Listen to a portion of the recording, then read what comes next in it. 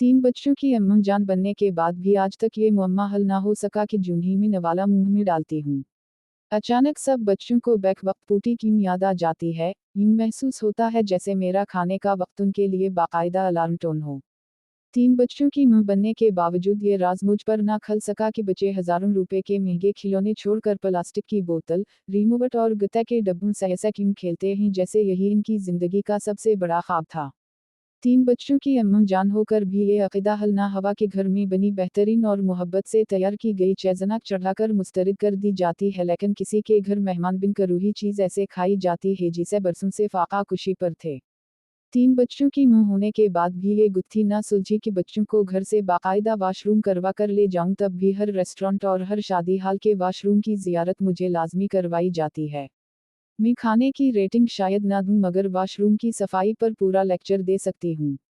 तीन बच्चों की अम्मा जान बनकर भी ये बात समझ ना आई कि अगर मैं घर में सिर्फ लिपस्टिक ही लगा लूं तो बच्चों को क्यों लगता है कि आज कहीं घूमने जाना है और सब तैयार होकर मेरे पीछे क्यों लग जाते हैं।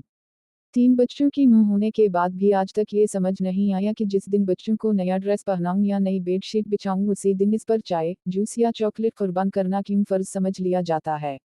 तीन बच्चों के बाद भी ये राज ही रहा कि डायपर चेंज करते ही बच्चे को फौरन नए और साफ डायपर में ही पूटी क्यों याद आती है कि या पुराने डायपर से कोई दुश्मनी थी।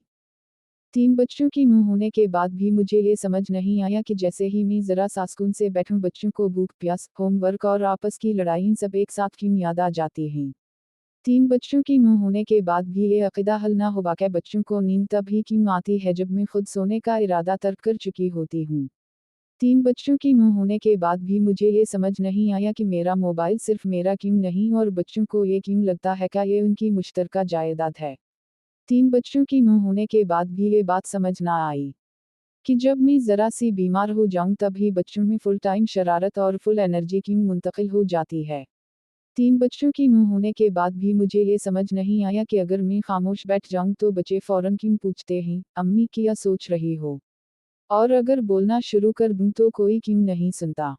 तीन बच्चों की मां होने के बाद भी ये मुअम्मा हल ना हुआ कि जैसे ही मैं लेटने लगूं बच्चों को पानी, वाशरूम, भूख और जिंदगी के तमाम मसाइल एक साथ क्यों याद आ जाते हैं।